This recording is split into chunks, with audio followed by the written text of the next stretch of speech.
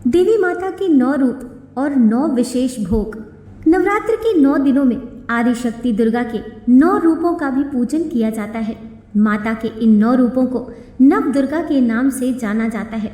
नवरात्रि के 9 दिनों में माँ दुर्गा के 9 रूपों का पूजन किया जाता है।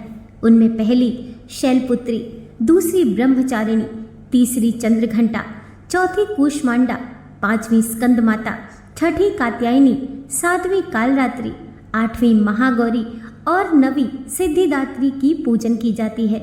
नवरात्रि के 9 दिनों तक विधिवत उपवास करने के बाद अश्विन मास शुक्ल पक्ष की 9वीं तिथि के दिन उपवासों का समापन किया जाता है। प्रत्येक उपवासक की यह जिज्ञासा रहती है कि वह माता को भोग में क्या चढ़ाए जिससे माता शीघ्र प्रसन्न हो। हिंदुओं का कोई भी उपवास भोग प्रसाद के बिना पूरा नहीं होता है। व्रत किसी भी उद्देश्य के लिए किया गया हो उसमें देवी देवताओं को भोग अवश्य लगाया जाता है। नवरात्र के 9 दिनों में 9 देवियों को अलग अलग भोग लगाया जाता है। जानिए 9 देवियों के भोग। माता शैलपुत्री को लगाए जाने वाला भोग। शुक्ल पक्ष की प्रतिपदा को प्रथम नवरात्र होता है।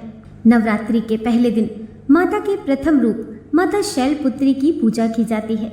माता शैलपुत्री पर्वतराज हिमालय की पुत्री हैं और इसी कारण उनका नाम शैलपुत्री पड़ा।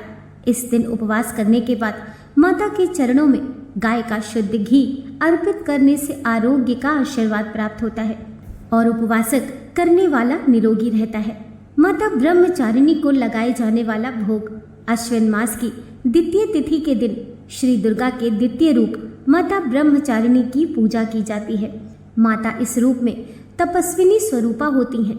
माता पार्वती ने भगवान शंकर को पति के रूप में पाने के लिए तपस्या साधना की थी। इसी रूप के कारण इनका नाम ब्रह्मचारिणी पड़ा। इस दिन माता ब्रह्मचारिणी को प्रसन्न करने के लिए उनको शक्कर का भोग लगाया जाता है। इस दिन माता को शक्कर का भोग लगाने से घर के सभी सदस्यों की आयु में बढ़ोतरी होती है। माता चंद्रघंटा को लगाए जाने वाला भोग। माता के तीसरे रूप में चंद्रघंटा की पूजा की जाती है। माता चंद्रघंटा के माथे पर चंद्र अर्ध स्वरूप में विद्यमान है। नवरात्रि के तीसरे दिन का पूजन अर्चन किया जाता है।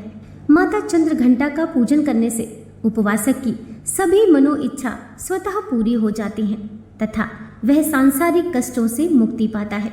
माता की पूजा करते समय उनको दूध या दूध से बनी मिठाई अथवा खीर का भोग लगाया जाता है।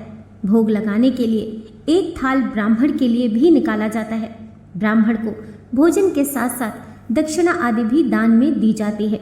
माता चंद्रघंटा को खीर का भोग लगाने से उपवासक को दुखों से मुक्ति प्राप्त होती है और उसे परम आनंद की प्राप्ति होती है। माता कूष्मांडा को लगाए जाने वाला भोग।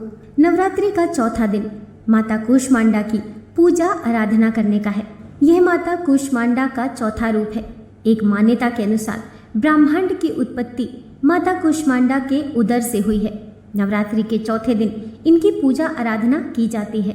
चौथी नवरात्रि को जो जन पूर्ण विधि विधान से उपवास करता है उसके समस्त रोग शोक नष्ट हो जाते हैं। माता कूष्मांडा की पूजा करने के बाद इस दिन उनको मालपुआ का भोग लगाया जाता है। यह प्रसाद मंदिरों में बांटना भी शुभ रहता है। इस दिन माता को मालपुआ का भोग लगाने से माता प्रसन्न होकर उपवासक की बुद्धि का विकास करती हैं और साथ साथ निर्णय करने की शक्ति भी बढ़ाती हैं। माता स्कंद माता को लगाए जाने वाला भोग। अश्विन मास में माता दुर्गा के अलग अलग रूपों की पूजा की जाती है। नवरात्रि के 5वें दिन माता स्कंद माता की पूजा की जाती है। माता स्कंद माता कुमार कार्तिकेय की माता है। 5वें दिन माता के इस रूप की आराधना करने से उपवासक को स्वतः ही सभी सिद्धियां प्राप्त होती हैं। इस पूरे दिन उपवास करने के बाद माता को केले का भोग लगाया जाता है। इस दिन माता को केले का भोग लगाने से शरीर स्वस्थ रहता है। माता कात्यायनी को लगाए जाने वाला भोग।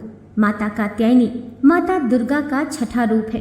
अश्विन मास की षष्ठी तिथि को माता के इस रूप की पूजा की जाती है।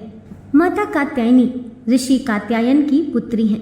माता को अपनी तपस्या से प्रसन्न करने के बाद उनके यहाँ माता ने पुत्री रूप में जन्म लिया। इसी कारण वे कात्यायनी कहलाईं। नवरात्र के छठे दिन इनकी पूजा आराधना की जाती है। इस दिन माता को भोग में शहद दिया जाता है। माता कात्यायनी को शहद का भोग लगाने से उपवासक की आकर्षण शक्ति में वृद्धि होती है। माता कालरात्रि को लगाए जाने वाला भोग सप्तमी तिथि में माता के कालरात्रि स्वरूप की पूजा आराधना की जाती है। यह माता काल अर्थात बुरी शक्तियों का नाश करने वाली है, इसीलिए इन्हें कालरात्रि के नाम से जाना जाता है। नवरात्रि के 7वें दिन इनकी पूजा अर्चना की जाती है। इस दिन साधक को पूरे दिन का उपवास करने के बाद माता को गुड़ का भोग लगाया जाता है। इसी भोग को एक थाली भोजन सहित ब्राह्मण को दान दक्षिणा दी जाती है। इस प्रकार माता की पूजा करने से व्यक्ति पर आने वाले शोक से मुक्ति मिलती है व उपवासक पर आकस्मिक रूप से आने वाले संकट भी कम होते हैं। माता महागौरी को लगाए जाने वाला भोग श्री दुर्गाष्टमी के दिन माता के 8वें रूप महागौरी की पूजा की जाती है। अपने गोरे रंग के कारण इनका नाम महागौरी पड़ा है। माता के महागौरी रूप का पूजन करने पर माता प्रसन्न होकर उपवासक के हर असंभव कार्य को भी संभव कर आशीर्वाद देती हैं। इस दिन माता को भोग में नारियल का भोग लगाया जाता है और ब्राह्मण को भी नारियल दान में देने की प्रथा है। ये माता निसंतानों की मनोकामना पूरी करती हैं। माता सिद्धिदात्री को लगाए जाने वाला भोग नवरात्रि के 9वें दिन माता सिद्धिदात्री की पूजा आराधना की जाती है। माता सिद्धिदात्री को सभी प्रकार की सिद्धियां देने वाली कहा गया है।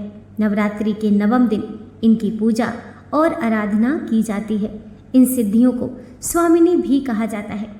9वीं तिथि का व्रत कर माता की पूजा आराधना करने के बाद माता को तिल का भोग लगाना इस दिन कल्याणकारी रहता है।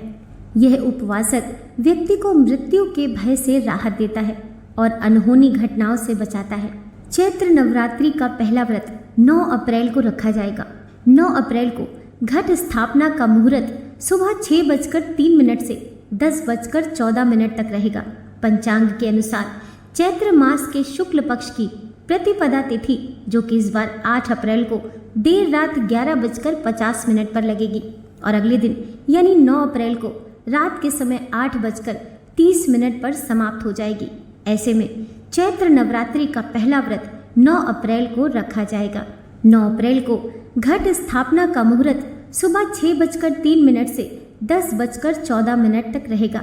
नवरात्रि में देवी दुर्गा के 9 रूपों की पूजा की जाती है।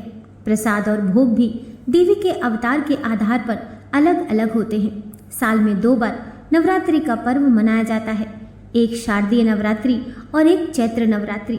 9 दिनों तक आदि शक्ति माँ दुर्गा के अलग अलग स्वरूपों की उपासना की जाती है। दोस्तों, जानकारी पसंद आई हो तो वीडियो को लाइक कीजिए, चैनल को सब्सक्राइब कीजिए। मिलते हैं नेक्स्ट वीडियो के साथ। जय माता दी।